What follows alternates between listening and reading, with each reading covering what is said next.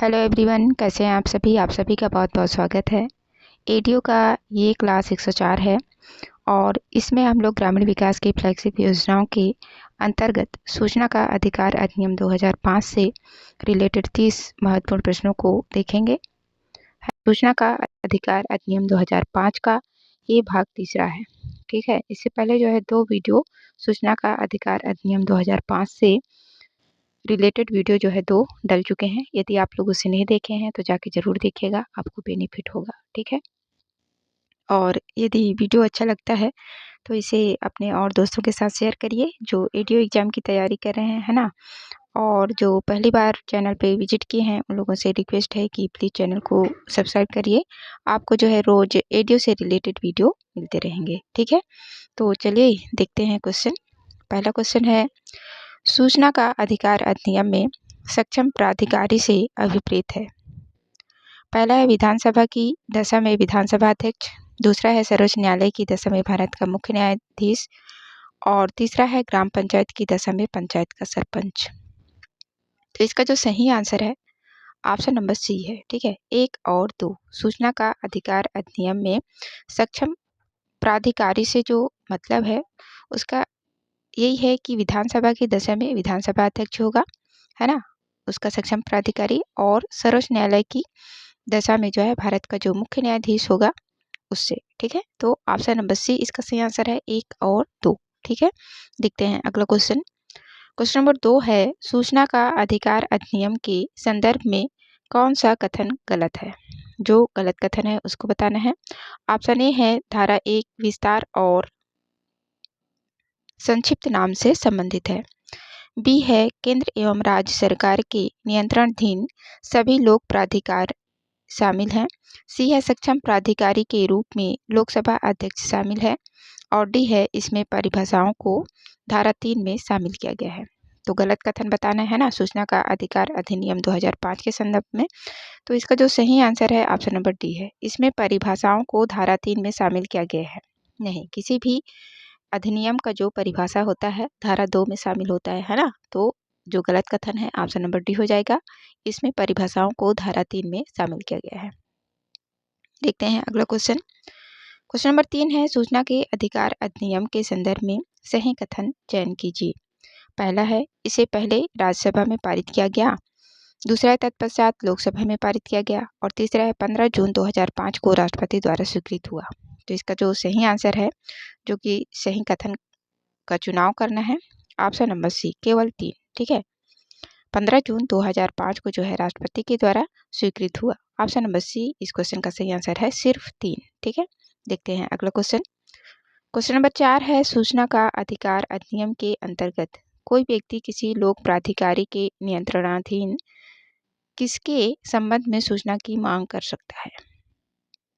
पहला है दस्तावेजों या अभिलेखों के संबंध में, दूसरा है दस्तावेजों के निरीक्षण के संबंध में, और नीचे ABCD 4 ऑप्शन दिए हुए हैं, उसमें से देख के बताना है कि कौन सा ऑप्शन जो है सही है। तो इसका जो सही आंसर है ऑप्शन नंबर सी है, 1 और 2 दोनों। ठीक है, सूचना की मांग जो है दस्तावेजों या अभिलेखों के संबंध में और दस्तावेजों के निरीक्षण के संबंध में कर सकता है। ठीक है, ऑप्शन नंबर सी 1 और 2 दोनों। देखते हैं अगला क्वेश्चन। क्वेश्चन नंबर 5 है, सूचना का अधिकार अधिनियम में प्रत्येक लोक प्राधिकारी अधिनियम लागू होने के 120 दिन के भीतर कौन सा कार्य करता है। ऑप्शन ए है सभी योजनाओं, प्रस्तावित व्ययों और प्रत्येक अभिकरण को आवंटित बजट का विवरण विहित करना। बी है लोक सूचना अधिकारियों के नाम, पदनाम और अन्य विशिष्टियां प्रकाशित करेगा और प्रत्येक वर्ष अद्यतन करेगा। सी है विनिश्चित करने की प्रक्रिया में पालन की जाने वाली प्रक्रिया जिसमें पर्यवेक्षण और उत्तरदायित्व के माध्यम सुमेलित को विहित करना। और डी है ऐसे दस्तावेजों के जो उसके द्वारा धारित या नियंत्रणाधीन हैं प्रवर्गों का विवरण विहित करना। और ई है उपरोक्त सभी। तो इस क्वेश्चन का जो सही आंसर है ऑप्शन नंबर ई है। ठीक है, उपरोक्त सभी जो है इसका आंसर है। सूचना का अधिकार अधिनियम में प्रत्येक लोक प्राधिकारी अधिनियम लागू होने के 120 दिन के भीतर जो कार्य करते हैं ये सभी हैं। ठीक है, ABCD चारों ऑप्शन। ऑप्शन नंबर ई इसका सही आंसर हो जाएगा, उपर्युक्त सभी। देखते हैं अगला क्वेश्चन। क्वेश्चन नंबर 6 है, सूचना का अधिकार अधिनियम के अंतर्गत प्रभावित व्यक्तियों को अपने प्रशासनिक या न्यायिक विनिश्चयों के लिए लोक प्राधिकारी कारण उपलब्ध कराएगा, यह कौन से धारा में निहित है? तो इसका जो सही आंसर है ऑप्शन नंबर बी है, धारा 4 में। ठीक है, लोक सूचना अधिकारी अधिनियम के अंतर्गत प्रभावित व्यक्तियों को अपने प्रशासनिक या न्यायिक निश्चयों के लिए लोक प्राधिकारी कारण उपलब्ध कराएगा, या जो है धारा 4 में निहित है। ठीक है, ऑप्शन नंबर बी। देखते हैं अगला क्वेश्चन। क्वेश्चन नंबर 7 है, सूचना का अधिकार अधिनियम के अंतर्गत सूचना अधिप्राप्त करने के लिए अनुरोध के संबंध में सही है।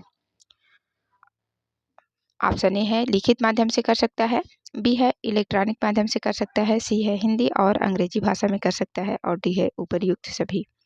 सही आंसर क्या हो जाएगा? ऑप्शन नंबर डी, उपयुक्त सभी। सभी माध्यमों से जो है सूचना अधिप्राप्त करने के लिए अनुरोध कर सकते हैं। ठीक है, लिखित माध्यम में, इलेक्ट्रॉनिक माध्यम में, हिंदी और अंग्रेजी दोनों भाषाओं में। ठीक है, तो आंसर क्या हो जाएगा? ऑप्शन नंबर डी, उपयुक्त सभी। देखते हैं अगला क्वेश्चन। क्वेश्चन नंबर 8 है, केंद्रीय लोक सूचना अधिकारी अथवा राज्य लोक सूचना अधिकारी द्वारा सामान्य सूचना को कितने दिन में प्रदान करने का प्रावधान है?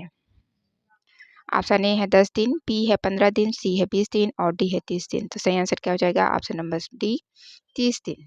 ठीक है, 30 दिन में प्रदान करने का प्रावधान है। देखते हैं अगला क्वेश्चन। क्वेश्चन नंबर 9 है, लोक सूचना अधिकारी द्वारा किस प्रकार की सूचना को 48 घंटे के भीतर उपलब्ध कराने का प्रावधान रखा गया है? ऑप्शन ए है जीवन संबंधी सूचना, बी है स्वतंत्रता संबंधी सूचना, सी है उपयुक्त दोनों, और डी है इनमें से कोई नहीं। सही आंसर क्या है इसका? ऑप्शन नंबर सी, उपयुक्त दोनों। जीवन संबंधी सूचना और स्वतंत्रता से संबंधित जो सूचना होंगे उसको जो है 48 घंटे के भीतर उपलब्ध कराने का प्रावधान किया गया है। ठीक है, ऑप्शन नंबर सी। देखते हैं अगला क्वेश्चन। क्वेश्चन नंबर 10 है, सूचना देने के संबंध में कौन सा कथन असत्य है? जो सही नहीं है उसको बताना है। ऑप्शन ए है PIO पब्लिक इंफॉर्मेशन ऑफिसर 30 दिन के भीतर सूचना उपलब्ध कराएंगे, बी है APIO assistant public information officer 35 दिन के भीतर सूचना उपलब्ध कराएंगे, सी है जीवन से संबंधित विषयों पर 48 घंटे के भीतर सूचना उपलब्ध कराना अनिवार्य है, और डी है इनमें से कोई नहीं। तो इसका जो सही आंसर है ऑप्शन नंबर डी है, इनमें से कोई नहीं, क्योंकि सभी कथन जो है सही है। ठीक है, PIO 30 दिन के भीतर सूचना उपलब्ध कराएंगे और APIO 35 दिन के भीतर। ठीक है, और जीवन से संबंधित विषयों पर 48 घंटे के भीतर जो है सूचना उपलब्ध कराना अनिवार्य है। ऑप्शन नंबर डी इसका सही आंसर हो जाएगा, इनमें से कोई नहीं। देखते हैं अगला क्वेश्चन। क्वेश्चन नंबर 11 है, सूचना प्राधिकारी द्वारा आवेदन अस्वीकार किए जाने के कारण के बारे में उल्लेख कौन करता है? ऑप्शन ए है केंद्रीय सूचना अधिकारी, बी है राज्य सूचना अधिकारी, सी है अपीलीय अधिकारी, और डी है उपयुक्त सभी। सही आंसर क्या हो जाएगा? ऑप्शन नंबर सी, अपीलीय अधिकारी के द्वारा जो है आवेदन अस्वीकार किए जाने के कारण के बारे में उल्लेख किया जाता है। ठीक है, अपीलीय अधिकारी के द्वारा। देखते हैं अगला क्वेश्चन। क्वेश्चन नंबर 12 है, इलेक्ट्रॉनिक सूचना के संबंध में कौन सा कथन असत्य है? ऑप्शन ए है शुल्क के लिए 50 रुपये प्रति डिस्केट्स नाम से जमा करेगा, बी है सूचना टेप या वीडियो कैसेट में उपलब्ध कराया जा सकता है, सी है टेप या वीडियो कैसेट की वास्तविक लागत मांगे जाने पर शीघ्र जमा करेगा, और डी है इनमें से कोई नहीं। असत्य कथन बताना था, तो इनमें से कोई भी कथन जो है असत्य नहीं है, सभी सही है। शुल्क के लिए जो है 50 रुपये प्रति डिस्केट्स जमा करना पड़ेगा, और सूचना जो है टेप या वीडियो कैसेट में उपलब्ध कराया जाएगा, और टेप या वीडियो कैसेट की वास्तविक लागत मांगे जाने पर शीघ्र जमा करना पड़ेगा। ठीक है, तो इसका जो सही आंसर है ऑप्शन नंबर डी, इनमें से कोई नहीं। देखते हैं अगला क्वेश्चन। क्वेश्चन नंबर 13 है, सूचना का अधिकार के संबंध में नागरिक किन विषयों पर सूचना प्राप्त करने की मांग नहीं कर सकता? ठीक है, इसके बारे में जो है मांग नहीं कर सकता उसको बताना है।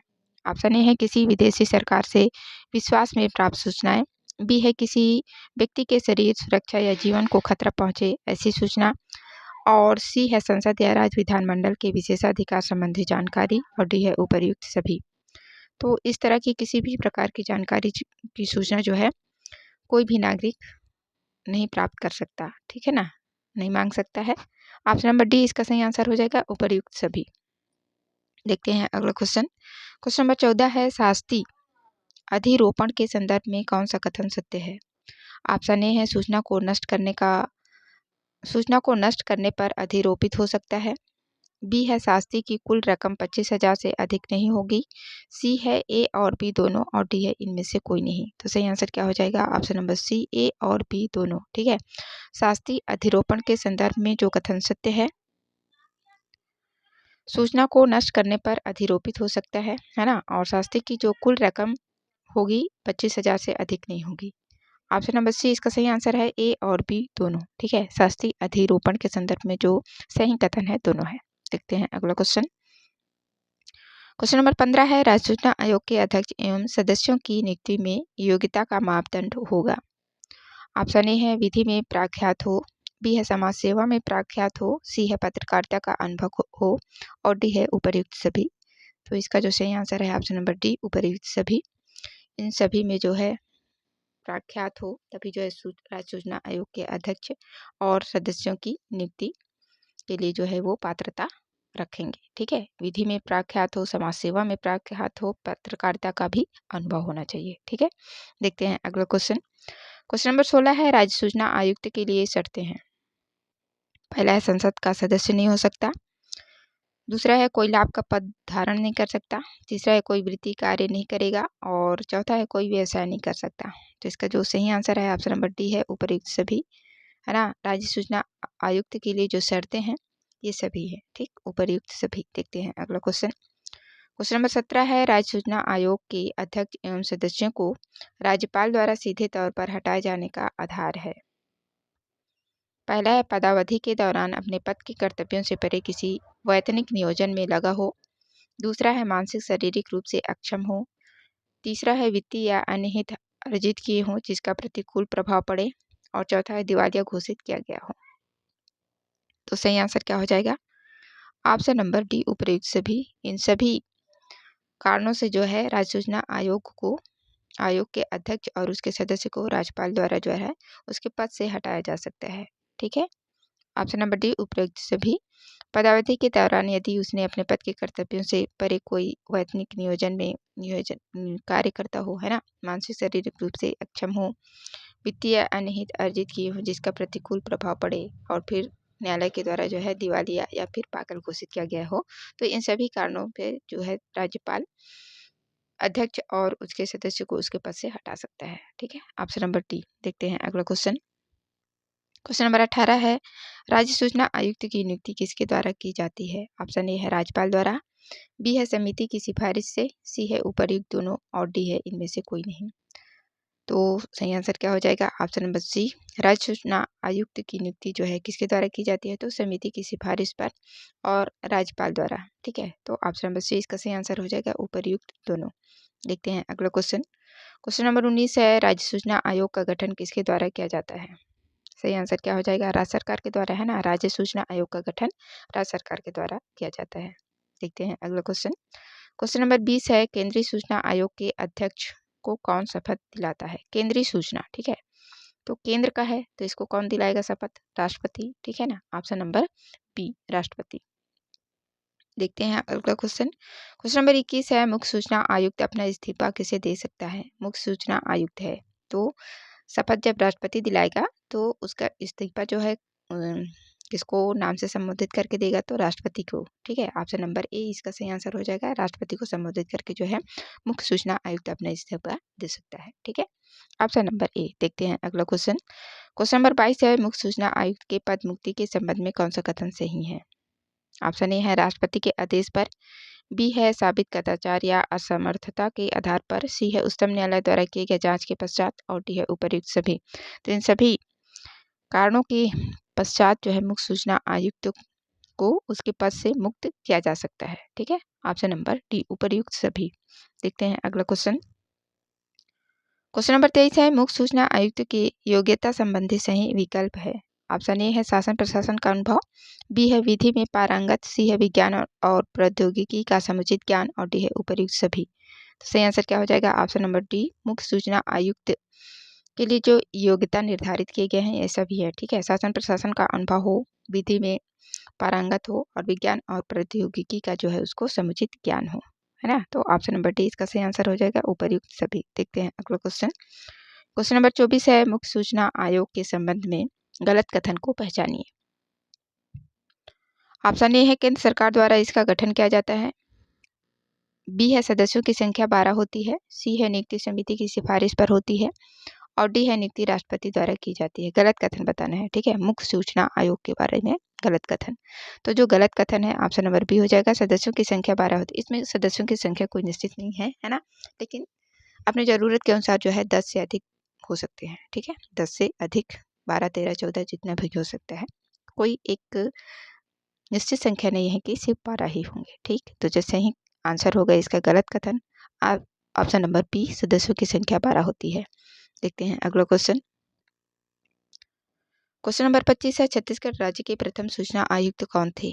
ऑप्शन ए है मोहन शुक्ला, बी है गोविंद त्रिपाठी, सी है ए के विजय वर्गीय और डी है शिवम दुबे।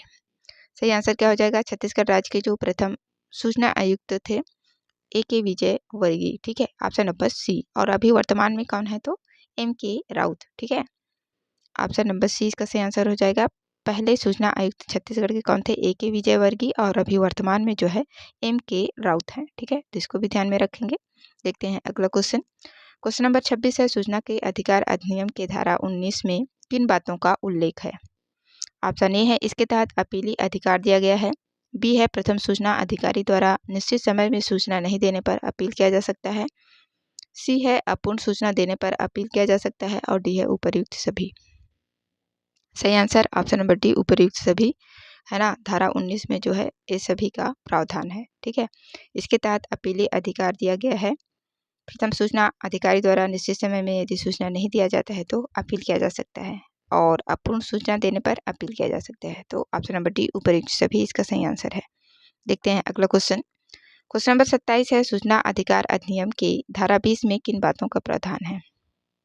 ऑप्शन ए है इसमें शास्ति अधिरोपण का उल्लेख है। बी है सद्भावनापूर्वक सूचना देने से इनकार करने पर शास्ति अधिरोपित किया जा सकता है। सी है जानबूझकर गलत या अपूर्ण सूचना देने पर शास्ति अधिरोपित की जा सकती है और डी है उपर्युक्त सभी। तो इसका जो सही आंसर है ऑप्शन नंबर डी है, उपर्युक्त सभी। धारा 20 में जो है ये सभी बातों का प्रावधान है। इसमें जो है शास्ति अधिरोपित करने का उल्लेख है और सद्भावनापूर्वक सूचना देने से इनकार किया जाता है तो उस पर जो है शास्ति अधिरोपित किया जा सकता है। और गलत, जानबूझकर गलत और अपूर्ण सूचना देने पर शास्ति अधिरोपित की जा सकती है धारा 20 के अंतर्गत, ठीक है। ऑप्शन नंबर डी इसका सही आंसर हो जाएगा, उपर्युक्त सभी। देखते हैं अगला क्वेश्चन। क्वेश्चन नंबर 28 है, राज्य सूचना आयोग समिति के संबंध में कौन सा कथन सत्य है? राज्य सूचना, ठीक है, राज्य सूचना के संबंध में कौन सा कथन सत्य है उसको बताना है। ऑप्शन ए है मुख्यमंत्री इसका पदेन अध्यक्ष होता है। बी है विधानसभा के विपक्ष के नेता इसके सदस्य होते हैं। सी है उपर्युक्त दोनों और डी है इनमें से कोई नहीं। सही आंसर क्या हो जाएगा? ऑप्शन नंबर सी, उपर्युक्त दोनों, ठीक है। मुख्यमंत्री जो है इसका पदेन अध्यक्ष होता है और विधानसभा के विपक्ष का जो नेता होता है इसके सदस्य होते हैं, ठीक है। तो ऑप्शन नंबर सी इसका सही आंसर हो जाएगा। देखते हैं अगला क्वेश्चन। क्वेश्चन नंबर 29 है, मुख्य सूचना आयोग समिति के संदर्भ में सही कथन है। ऑप्शन ए है समिति में लोकसभा के विपक्ष के नेता शामिल होते हैं। बी है समिति में लोकसभा के दूसरे बड़े दल के नेता शामिल होते हैं। सी है संघ मंत्रिमंडल के समूह के मंत्री शामिल होते हैं और डी है उपर्युक्त सभी। तो इसका जो सही आंसर है मुख्य सूचना आयोग समिति के गठन के संदर्भ में, तो उपरोक्त सभी जो है इसका सही आंसर है ऑप्शन नंबर डी। समिति में लोकसभा के विपक्ष के नेता शामिल होते हैं और इस समिति में जो है लोकसभा के दूसरे बड़े दल के नेता भी शामिल होते हैं और संघ मंत्रिमंडल समूह के मंत्री जो है इसमें शामिल होते हैं। ऑप्शन नंबर डी इसका सही आंसर हो जाएगा, उपर्युक्त सभी। देखते हैं अगला क्वेश्चन। क्वेश्चन नंबर 30 है, मुख्य सूचना आयुक्त के शर्त के संबंध में सही विकल्प है। मुख्य सूचना आयुक्त के लिए जो है कौन कौन से शर्तें होती हैं उसको बताना, ठीक है। पहला है संसद का सदस्य नहीं हो सकता। दूसरा, कोई लाभ का पद धारण नहीं ग्रहण नहीं कर सकता। तीसरा है कोई व्यवसाय नहीं कर सकता। चौथा है किसी भी राज्य विधानमंडल का सदस्य नहीं हो सकता और पांचवा है कोई वृत्ति कार्य नहीं करेगा। तो इसका जो सही आंसर है ऑप्शन नंबर डी है ना। 1, 2, 3, 4, 5, ठीक है। ये सभी शर्तें जो है मुख्य सूचना आयुक्त के लिए अनिवार्य है, ठीक है। संसद का सदस्य नहीं हो सकता, कोई लाभ का पद धारण नहीं कर सकता, कोई व्यवसाय नहीं कर सकता, किसी भी राज्य विधानमंडल का सदस्य नहीं होगा और कोई भी वृत्ति कार्य नहीं करेगा, ठीक है। तो ऑप्शन नंबर डी इसका सही आंसर है 1, 2, 3, 4, 5, ठीक है। देखते हैं अगला क्वेश्चन। सॉरी, सिर्फ 30 ही क्वेश्चन है ना। तो ये थे महत्वपूर्ण 30 क्वेश्चन सूचना का अधिकार अधिनियम 2005 से। आशा करती हूँ आप लोगों को वीडियो अच्छा लगा होगा। वीडियो देखने के लिए आप सभी का बहुत बहुत धन्यवाद।